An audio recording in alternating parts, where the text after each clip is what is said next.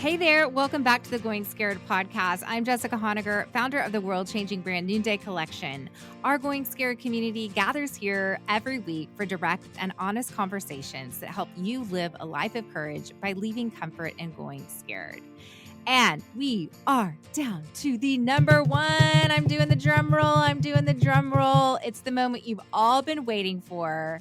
Our number one most downloaded episode is the one and the only, and there is really one and only, Bob Goff, and our conversation over being kind, over being right. And this came out even before everyone needed to be right in the world. Bob is so prophetic. He's always onto something. I mean, are we surprised? Who doesn't love Bob? He's just a good guy. He brings joy. He helps us all to just kick back and breathe a little bit. And he is the New York Times bestselling author and speaker. He's inspired millions to dream big, take risk, and live a life of love. So I love that this is your favorite because Bob and I we have that in common where we want you to get out there, care about social justice, but do it in a way that's disarming to others. And he is the founder of Love Does, which is a nonprofit organization that operates schools and pursues justice for children in conflict in Uganda, Iraq, Somalia. He's got an infectious energy, a joyful spirit. And in this episode, he shares with us his personal journey of learning to prioritize kindness over being right. Hey, Bob, welcome to today's episode of Going Scared. Hey, thanks a million for having me. It's great being with you. So I was sitting with my family on Sunday night, and we were all kind of going around riffing about our upcoming week. And I named a couple of the folks I was interviewing for the podcast, and I mentioned your name, and my 8-year-old says, "Well, who's that?" And my husband says, "It's a man famous for being joyful." Oh, that's awesome. That would be a great reputation to have rather than the person famous for stealing little children's bicycles or something. Yeah, but it did give me pause because I thought, what a reputation to have. And I know that you sort of know that people sort of experience you as a joyful guy. I know the few times I've been around you, that's certainly true. So I wanted to hear a little bit more about what has your journey been to joy, or did you just kind of come out of the womb like this? Yeah, like Zoroaster's child. Yeah, I was always a pretty upbeat guy, but I think a important turning point for me is what would be common maybe to your listeners. At some point, I realized I'm not my parents. And I thought I was supposed to be, and they were terrific, and everybody else's parents are probably terrific too, but realizing that God makes each of us just wonderfully so different and then living into that. And so we end up playing these roles. Like I'm a trial lawyer. I try $100 million cases, which is crazy. And you'd think you're supposed to be uptight or wear a tweed jacket and elbow patches and stroke your beard. But instead, just be whoever God made you to be. We don't have to play a role. And just similarly, you don't have to play a role of being joyful. If I've had some tough days and you have too, all of your listeners, but just be authentically kind of who you are. But as Sweet Maria Goff keeps reminding me, just kind of say, what are my better angels? What's a better, more humble next version of Bob? And try to live into that guy. So when you really feel like joy is all about living into your authenticity. I think it's that. And it's looking and being engaged because you'll kind of see what you're looking for. I hadn't thought about a 1971 Volkswagen bus for 20 years. And then I decided I wanted a 1971 bus. Every third car is a 1971 bus because you'll find what you're looking for. And so some people have had some difficulties and or perhaps have over-identified with them a little bit, and they've become cynics. And I've never met a courageous cynic. I think we'll find what you're looking for. And if you're looking for unhappy news, you'll find it. And if you're looking for joy, you're going to find that too. If you're looking for hope, you'll find it. And I'm not saying just being kind of yippy skippy and putting this veneer of happy on everything, but just be so engaged. It'll get you out of whatever it is that you're doing. And then find these beautiful cadences in your life. I'm the only trial lawyer I know who wears a Mickey Mouse watch. And when things go a little bit wrong, I'm like, if he's smiling, I'm smiling. Just surrounding yourself with reminders about who you want to be. I love that. You'll find what you're looking for. So look for joy. That's a good one. Some time where you felt like you were prevented from something, give it a little bit. You'll probably retitle that chapter Protected. It's so true. Yeah. So I just think that's it. So don't be too quick to title your chapter that you're in with the difficulties the first word that comes to mind. Give it a little while and get a better name. Yeah. There's so much power in reframing. So I wanted to ask you, because you are working in difficult. I mean, you've chosen to go into difficult places. You've chosen to go work among people who suffer. And I know we have a huge love, both of us, for the country of Uganda. Oh, yeah. What a great place. I know you love that place. So that's where Noonday started. And then I know that you are currently the honorary consul to Uganda. You told me once that you have the Ugandan flag in your yard, waving in your front yard. I actually do. It's at the top of the flagpole. The crazy part is that makes me a diplomatic mission for a foreign government. Like, literally, my house is not America. It's Uganda. Come over. That is crazy. Truly. Okay, so I want you to share with us today, what is the origin story for the creation of your nonprofit, Love Does? Because I know you were inspired in India, but then you became the honorary consul to Uganda. And so tell us what led to all the work that you're doing now in Uganda and then in all of the other countries where you guys have a presence. Yeah, I'll back it up a little bit. It was born out of the same thing that many of the folks that are listening have, which is this big, beautiful idea that you could actually be helpful to people. So I went to all these organizations and I said, so can I help out? And every single one of them said no. There was this one outfit. I love these guys. They're like worldwide. They're making such a big difference. And I'm actually friends with all their people over there. Said, I don't need a day job. You don't have to pay me. I'll just come and work for you for nothing. And they said no. It wasn't like they couldn't afford me. They just didn't want me. And so one of the things that we all have to decide is how we're going to name that chapter. Are you going to say that like God closed the door? Or are you going to just say, no, I really have this beautiful idea. I want to fail trying. I'm not going to fail watching anymore. I'm going to fail trying. And so I just started Love Does only because like nobody would have me. I would have been happy to work for somebody else. Shoot, I'll go to work for you. But the whole idea of not mislabeling these closed doors, you have a beautiful ambition you've had for 20 years, and you ask Billy if you can have a job, and he says no. And you say, when people tell me God closed the door, I'm like, no. Billy said no. That's the only thing that happened right there. So overcome some of those impediments. And then Thomas Nelson asked me if I'd write a book, which was so nice of them to do. And so I traded him one book for one school. And they were like, how big's the school? And now it's got 1,000 kids in it. Wow. And they're like, big school. I said, big book. And I made them pay me in advance because I didn't know if it'd be any good. And so one of the things that you do is you just start. And then one thing will lead to another. They sold a couple more copies of it. And we started schools in different countries. So usually just kind of countries that are in conflict. So we've got one in Iraq and Somalia, and our next one, we're starting our next school in Afghanistan in May. What could possibly go wrong? So wow. The whole idea to fail trying, just see a need, meet a need. And here's the deal. God isn't dazzled when we go across an ocean. He delights when we walk across the street. And sometimes we think it's more noble to do just something far away. And indeed, it's just a beautiful thing. I think we're all tied for first in God's mind. But to just go across the street, go across the office, go across, wherever it is that you're working and find somebody in need and ask them if they're hungry and give them a burger. Just super simple. And that's where it can actually be replicated super easy. That's so true. Well, y'all's impact report for this last year was stunning. I sent it to my creative team because we're going to do our first ever impact report. And I was like, just follow whatever they did because it's just so beautiful.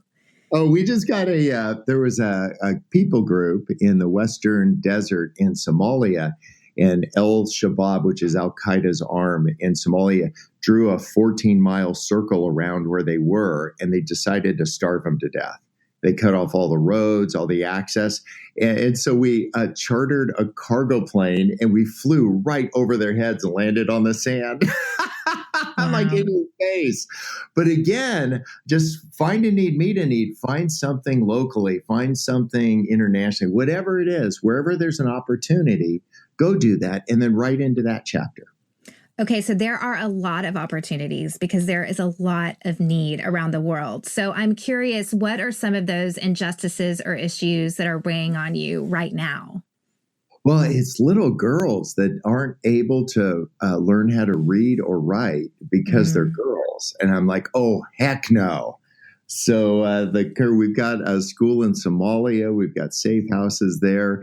In Iraq, when ISIS took 7,000 Yazidi women, they left so many of these young girls behind. And so we've got a school for them. And in Uganda, we're trying to shift it a little bit more. So I think we're about 70% girls at this school of ours because I want to make women presidents. Yes.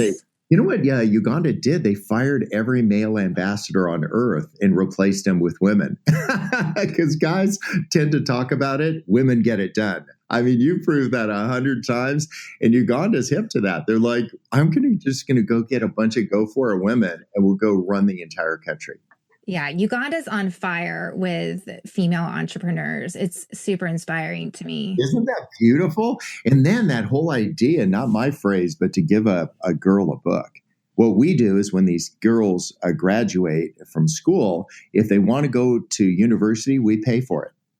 They get a free ride to college. What we're asking is, could you just hold off on maybe starting that family, the things that might take you off track from achieving some of the things that you might want to achieve to later. If you want to have a family, that's terrific. But I'm telling you, I'll send you to school for free. I'll let you get your degree. And then let's get you into Parliament, girl. Parliament. I love that. Okay. I feel a little strange asking this because I feel like you're just like, I don't even know that term, but there is this term compassion fatigue. And I feel like those of us that are working in social justice, we really understand, right, these places of suffering in the world. And we're really encouraging other people to get involved. And so compassion fatigue can be sort of indifference that people can start to feel because of the appeal to go help and go do. Is that something that you've seen either in your life or in those that come alongside your organization? Like, how do you stay tender to continually having a compassionate heart to all of the suffering that you come up against? What a great question. And you know what? The first thing that I thought is that every single person listening is kind of an expert on themselves. So they could actually answer your question. It would be so great to have like kind of a moment of silence and everybody just get real with how do you deal with just over identifying with people's difficulties. And one of the things that I can just say is an observation for me is finding a cadence in my life. Knowing who I'm going to be 10 years from now. So I'm 59. So what I end up doing is spending a lot of time talking to 69-year-old Bob. So if you're 30, add 10. So think of the 40-year-old woman or the 40-year-old man. So if you can think of who you're going to be 10 years from now, let that person inform what you're doing right now. So I'll give you an example. 10 years from now, I hope I have a bunch of grandkids that are 9 years old. Grandkids.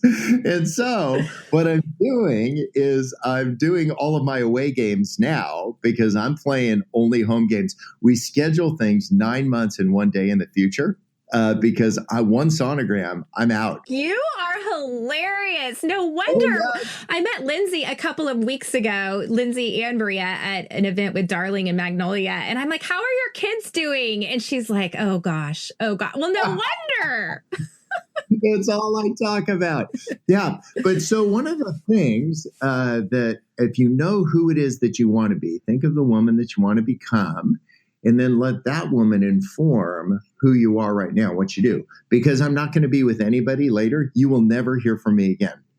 Because I know who I'm going to become. Now I want to be with everybody because like this is kind of the farewell lap while I'm waiting for a sonogram. I just want to say whatever it is that I have to say. So what I do is literally there's not a square between now and 9 months and a day from now that isn't filled with something like this or being on the road talking to people. However, I get home for supper. So I've been to the East Coast, I think 4 times this week. So I'll go to South Carolina, I'll speak, and then I'll fly home for supper. And then next morning, I'll fly to Orlando. I'll say something, and I fly home for supper. They call me Mr. G at the airport. Like literally, I have the TSA guy over for Christmas. It's great. But if you just like this idea of continuing to run home to the people that you love the most, a lot of us get so caught up in our ambitions and to want to serve people who are hurting and all that, that we're actually not present anymore. We're actually just in proximity to the people that we love, but we're never actually present with them. And I would say that's a great time to sit down with a 10-year-old version of you and have the whole talk. Do the DTR.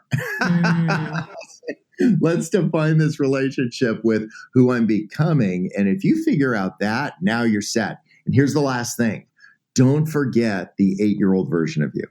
Like that winsome, wonderful, exciting. We're worried about how to make rent or pay taxes. So I would say take that 8-year-old version and hold them in one hand. Take the 10-year-old version of you in the other hand, and then have you and all 3 of you make one really well-adjusted person. I love that, though. I love that idea that like presence to the people that love you most and that you love most is actually what can fuel you to love those that are far away from you. Yeah, bingo. Because if you're like in just in proximity, but you're on the phone and doing this, you know what Sweet Marie and I do? We have this softball and we just play catch with it while we're talking. Isn't that awesome? You answer your phone, you'll lose teeth. And one last idea is this. Instead of saying, how's your life working for you? You might ask, how's your life working for the people around you that you love the most? So sometimes on this idea of compassion fatigue, it's not you that's getting worn out because you're like the Energizer bunny. But the people that are around you, that are loving you, that miss you, like, how's your life working for them? And it's just such a beautiful palms up kind of question to ask the people you love, to say, how's my life working for you? And you know what Maria's told me a couple times? Not well. And that's like, oh, so hard to hear, but so good to make these little mid-course adjustments, right? That's how the astronauts get the moon. They get the moon in the window and they make 1,000 mid-course corrections to get there. So good. We just built a hot tub in our backyard kind of for that reason, because you can't take your phone into water, you know? So everybody will get electrocuted. Either way, you'll have an awesome story. Right. I like get a hot tub, can't bring my phone there. So I do like hot tub nights with the kids, and it's hilarious. My little 8 and 9-year-olds, we pour each other fake champagne into champagne glasses and get back in the hot tub. But it's true. It is hard, I think, for those of us that are sort of wired to bring the energy to stop and be present and ask, how is this working for you? How's my life working for you? That's really convicting. I did a big swallow when you said that. One of the things too is finding a cadence. Like, as you know, we spend 9 months a year in San Diego and running around, but 3 months a year we just unplug. We have a place that's far away and remote. We just go up there and just catch our breath and grow radishes and stuff. Really important things. And so one of the things, speaking of radishes, is that we just need to not be each other's parole officer.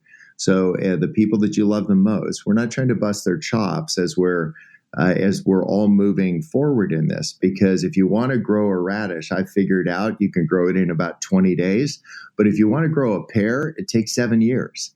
And so we're just realizing that God is up to different things and different people at different paces.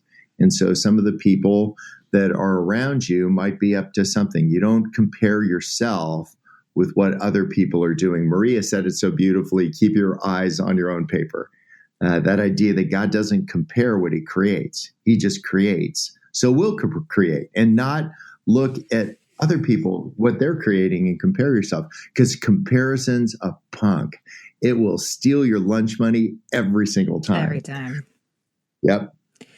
Okay, so you mentioned Thomas Nelson said, write a book, and you're like, okay. Well, that book pretty much exploded. How many languages is it in now? 17. Isn't that true? That is insane. That is insane. Oh my gosh. Which just shows you what a broad reach it has. And I think so much of that is because our brains are wired for story, and you're a storyteller. I mean, you are such an incredible storyteller. You help us make connections that a lot of us don't naturally make. And so you have a new book coming out, everybody, always?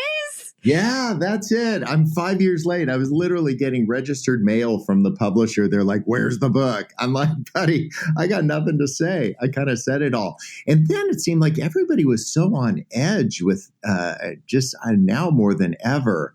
And this whole idea that it's easy to love people like you. You're low-hanging fruit. I mean, because you're just nice. But how do we love the people who creep us out? And we're just surrounded. And here's the crazy part. The people that creep us out, we creep them out.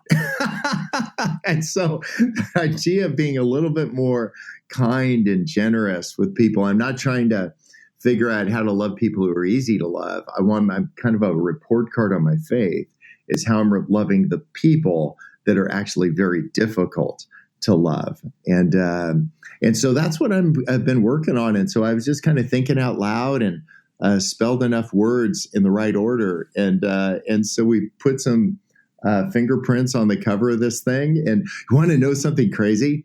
The cover of this book, it looks like it's balloons. It's not. We have a witch doctor school in Uganda. We don't teach them how to be witch doctors. They already know. We teach them how to read and write, because the old version of them used to sacrifice children. And instead of calling them names or calling them wrong, we just decided to be their friends while I was trying death penalty cases against witch doctors. I'm like, you do not want to touch another kid because you will never be seen again. But instead of trying to be right, I'm actually trying to be kind. And so we started this witch doctor school. And so I asked them, we get your fingerprints and make the cover out of your fingerprints? Whoa, I love that. Isn't that awesome? They're like, what does this mean? I'm like, don't worry about it. But there's something beautiful about taking the people that I've spent my whole life avoiding, the people Jesus spent his whole life engaging. And because I didn't want to get any on me. And I think this idea of everybody always is to get it on you. You want to look kind? Go find difficult people and be kind to them.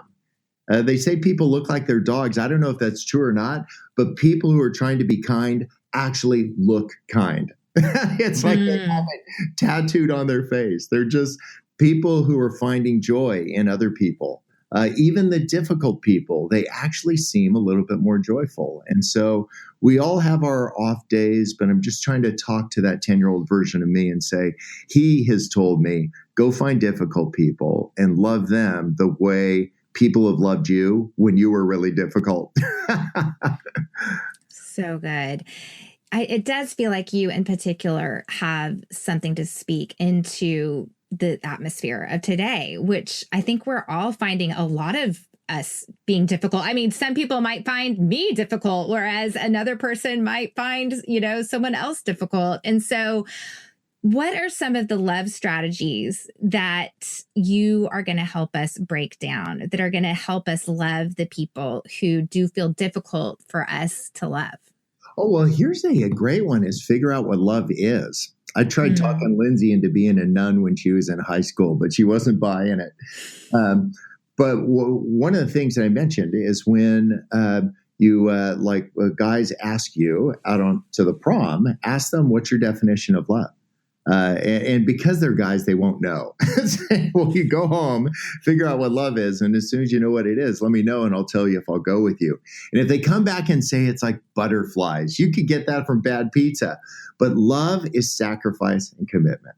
So if we just get clear on what love is, then it'll bring, when we, instead of letting Hallmark say like, I love you, I love you, I love you, say like, is that sacrifice and commitment? Am I so committed to loving somebody that I'll get past having an agenda for them? Because when love has an agenda, it ain't love. So what I want to do is get past the agendas, keep it super real. It's sacrifice and commitment. And one of the things that you might have to sacrifice is your big opinion about something. Just be kind. Just assume that, God's growing a pear instead of a radish there, and it's going to take a while. And it's hard for me for it to take a while because I'm an ADD boy. I mean, like I make coffee nervous. I'm just so amped, as you've experienced. And so what I'm trying to do is slow it down a little bit, just chill out and just assume that God might be up to something different in their life than he happens to be up to in my life right now. And so I don't need to be the arbiter of things. I don't need to be calling balls and strikes on their life. What I want to be is just engaged and kind. And when they say something lame, I've gotten to more than the end of one day and found that my untucked shirt was one button off. Does that ever happen to you? I'm like, no. And so I think the people that have shaped my faith, my understanding what love is the most, were a button or two off in theirs. And so my teachers have actually been the people that blew it more than the people that felt like they nailed it. I actually teach a class up at Pepperdine Law School, of all places. Can you imagine me teaching a law school class? I teach a class on failure. And all I do every week is bring my friends who've screwed up in. I'm going to call you, Jessica. You just have to come with your biggest screw up. For me, it's a target-rich environment. I mean, like everything. But it's so good, especially for young people, because I think young people see successful people and just assume that it was all rainbows and unicorns getting there. So I love that you're doing that. And I love that you just said that we just need to start with our definition of love, because some of us might be starting with the wrong definition. Oh, yeah, because we had this limiting belief that we didn't even realize was there. You had a mom and a dad who split or something happened, and you didn't realize that that you've got this belief system going in that eventually if I give away my love, they'll leave me. And so getting clear on some of those things, like what is it that are these underlying beliefs that you have? One for me, which is kind of crazy, I just somehow in high school, I got in my mind that if people really got to know me, that they wouldn't like me. Isn't that crazy? Yeah. So we get, each of us have these beliefs, and just check the return address on that to say, where did that one come from? And I don't want to over-identify with these mess ups that help participate in this like limiting belief, but I want to get real about it and say, oh, wow. So that's one of those things that keeps coming up. And this idea that we are defined somehow by our biggest failures, people that have gotten into some relationships that were wrong or something went just really weird, and you want to keep this big secret, and just realizing that God calls us beloved, like over our biggest mess up. And for anybody even listening, if you're hearing some other word beside the word beloved spoken over you, man, that is not love talking. That's just one of these beliefs. It was one of these things. And so talk to that 10-year-old version of you. They'll straighten you out. Talk to that 8-year-old. They'll get you squared on it. That's so good. So good.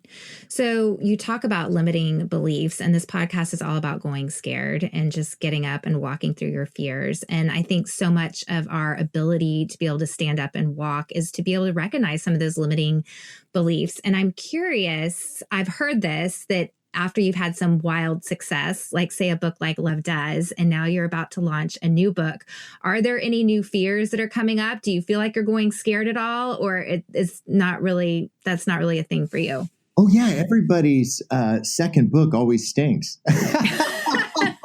Ain't that awesome? I can think of with some of my author friends, and they killed it with the first book, and the second book is like, whatever. You can get like 1,000 of them for a nickel at Costco now. But one of the things, I wrote this whole book, this one, and then I was visiting a friend up in San Francisco who left his big church to just be with some people in some really difficult circumstances. And while I was up there, somebody broke into the car and they took my laptop. And it had the book. It wasn't backed up. Oh my gosh, you are kidding me. 5,000 words just evaporated, and half of them at least were spelled correctly. And so I had to start all over again. So this is actually my third book. I've just skipped over the sophomore slump. Oh my gosh, that just gave me PTSD for you. Isn't that awesome? It wasn't about like iCloud. It's like a nickel a year. But I thought, you know what? I just started again. And here's the beautiful thing. I wrote a different book, because what we need to be is this next version of Bob wrote the next book. And it just bears very little similarity at all to the first book, as much as I can remember about it. It's about just who are we turning into and how can we be kinder people. And it's not just squishy. I was going to write a murder mystery, but I thought I'd stay in my lane. Okay. So when I met you a couple years ago, we were speaking at a kind of a business audience together, and you had just lost your home up in Canada to a fire. Now you're telling me that your book was stolen out of someone's car. But there is a serious resilience to you. So talk a little bit about your resilience. Like, what are some resilient strategies that help you recover from some of these really difficult things? Yeah, maybe it's that idea. After the lodge burned down, I would have named that chapter, I'm out. It took me 22 years to build that thing, and it burned down. And so I gave it a little while, and you know what the new chapter title would be? I'm back. I'm back. So we just poured the foundations yesterday, like literally. So we're just. You did? Wow. Yeah, I'm making a bigger one. So like the whole idea is this, like that we all take a hit, and I'm not like Tigger and like whatever. Sometimes it can come across like that veneer of like indifference, but actually I've like deeply wounded, and I'm deeply saddened, but I'm not stuck. And I think that's what happens sometimes, is you get stuck in this eddy of introspection and reflection and why me and it ain't fair and all that. And so I think that I would just like a tow truck, get the 10-year-old version of you to hook up a cable and get you out of the mud. Just say, I don't have a title for that thing yet, but I need Mater in my life to come and get me out of the pickleweed. And to just say, okay, there's going to be a title. This is going to take a minute or two, but I'm going to find another title for that one. Well, I love that, because unstuck people unstick others. And that is what your life is. You are unsticking people like all over the world. That's what you're doing. And so you kind of have to remain unstuck if you're going to keep unsticking other people. And I just love this whole idea of loving everybody always, because it sounds like a simple thought, but I think we all know in practice that it's really difficult to do. And so as we kind of wrap this up, how can we evaluate sort of our scale of how well we're loving others? Yeah, I would. So the first thing that came to mind is not making love a transaction between people. Like, I'll express and give love to you, Jessica, if you express and give love to me. And it actually happens that you're a boss at it. And so if I hang around just with you, I'm going to feel like I'm a boss at loving people. But what's really happening is that you're a boss at loving people, makes me look like a boss. So what I'm trying to do is navigate to those more difficult relationships, the ones that are holding me back, the ones that are in the way. If you really want your graduate degree in this, like, how do you engage some of the people that have been off-putting? They broke your heart. They damaged your feelings. They took something away from you thought was yours.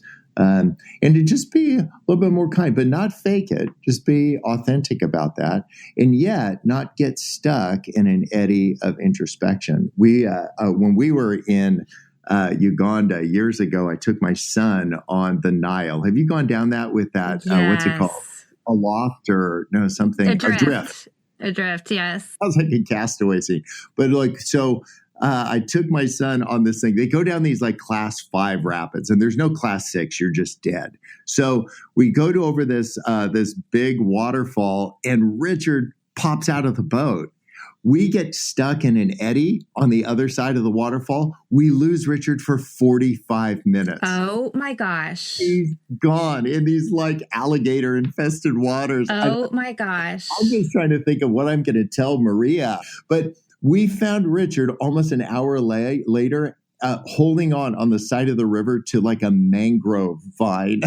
Oh, my word. And I think sometimes this idea of getting stuck in this eddy, sometimes if you're going to love well, if you really understand what the definition of love is, you need to get out of this eddy that you've been in and get back in the fast-moving waters. And I know it's scary, and I know you might fail, but fail trying.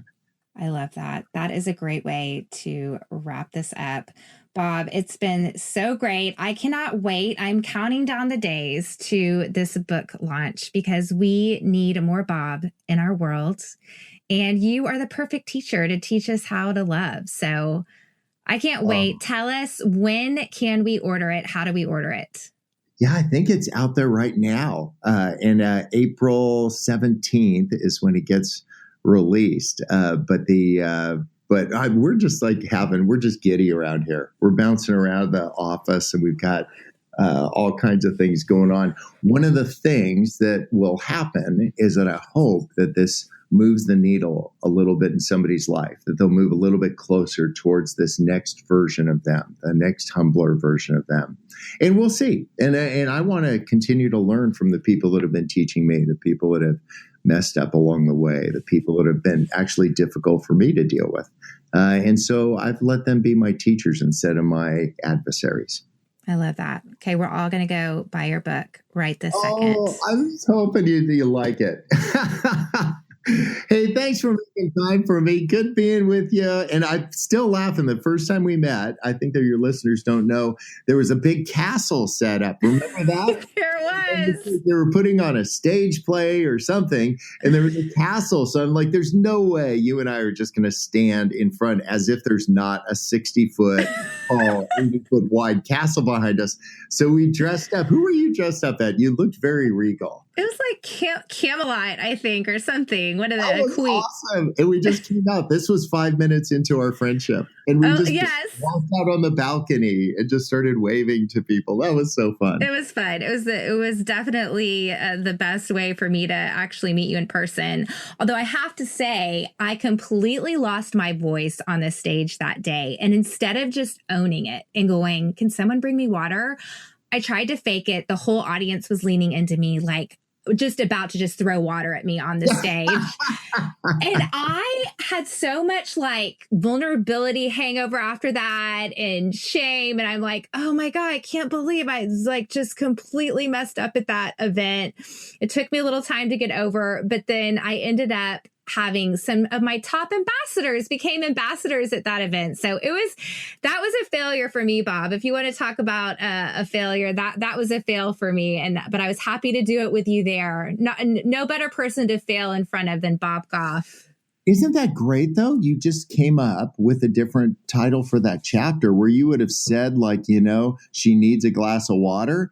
She's actually received a bunch of new friends because people could identify with that more than somebody that gave, like, maybe a slick talk. And so I think one of those affirmations, again, that just continue to keep your eye on this idea of love. The way you guys are loving these women in Somalia with the things that you're doing, through Love Does to enable them to open businesses and all that. It's just been beautiful. So keep it up, friend.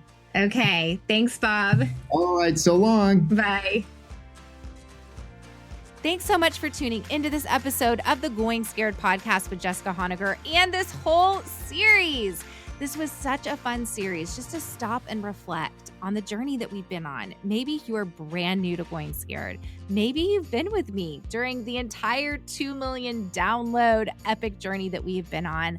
I just want to say thank you. I have gotten to be a learner on this podcast, and I've just invited you into the room. It's like I'm sitting chatting with an interesting person and am often having revelations even as I'm speaking to that person. So I hope that's your experience too. That's really what I want it to be for you.